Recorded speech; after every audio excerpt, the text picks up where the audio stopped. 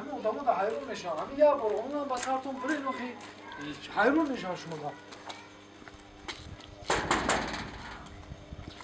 کوکو کوکو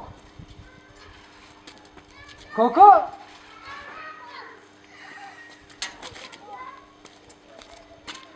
کوکو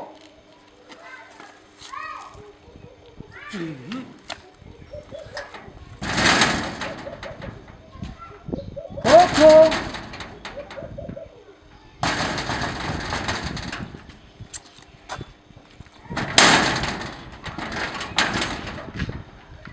غرغر نکنه قدر زدیم بچخ در بچخ نشوه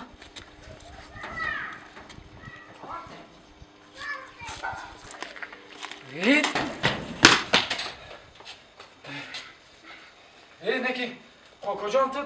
انسانی خوب هم نبوده اتمام چو کنم تو چی خیلی بودم ایت برادر چو کنم اوه برادر اوه همین یه دهر و هم بگوی من نفهمیدم چی خیلی نمیفهمی تو فیروت کردی یه برادر همین فیروت میکنه همین میگی در تناق پراغ الان میخواد بانگ اینه بشخی یگون چی نفهمیدم نمی همسایه برو اومده میگه تنجه کیه چی گپای میگم اکا ما همون کوکو در کره بسری کوکو اومده آخه میفهمیدم اکا میرفت موشیش اگه برادر چی نمیفهمی اینه میخواد سستانی 5 متر راه ده چی نمیفهمی تو اکا جون نفهمیدم خب کم تا بلند گام میزنی گوش کو برادر تو چی همین قدر راه نفهمیدی تو خب کی رفتیم نه همین قرار ده تو نفهمیدی نه اکا جون نفهمیدم برای تو فیروت کنی برای تو فیروت کن خلی ما همین جون ده بیست میفهمی فیروت کنی در پوش فیروت کنی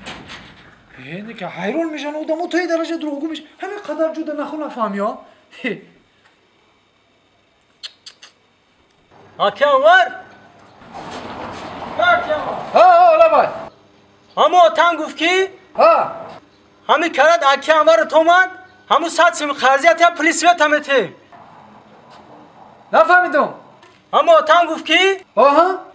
همین کرد آکی انور تو من دازن شدی پلی اوچاشکا سپورم پلی اوچاشکا قازورا تیا کوکو جان بیا راست میگفته آواز نمیاد یکو